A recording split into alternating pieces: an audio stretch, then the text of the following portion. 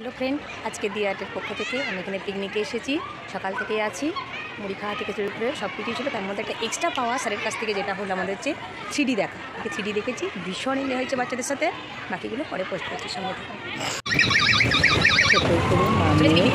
পৌঁছে গেছিলাম পার্কে।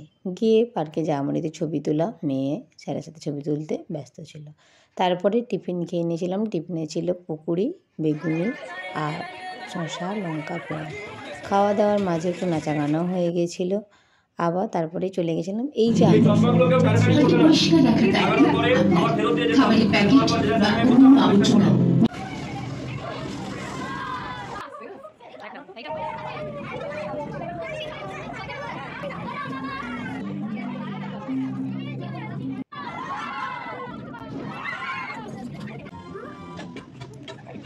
থ্রিডি চশমা পরে এগুলো দারুণ লাগছিল, অসাধারণ।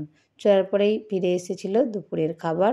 দুপুরের খাবারে কিনা ছিল খুব সুন্দর পোলাও, তারপরে ছিল মটর পনির আর 3-4 রকম একটা ভাজা।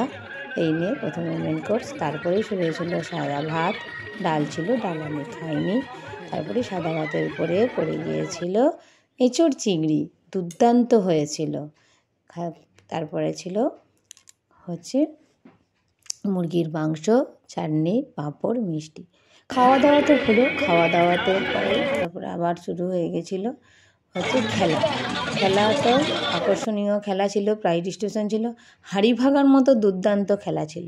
আজকে এই পর্যন্তই ভিডিওটা। টাটা।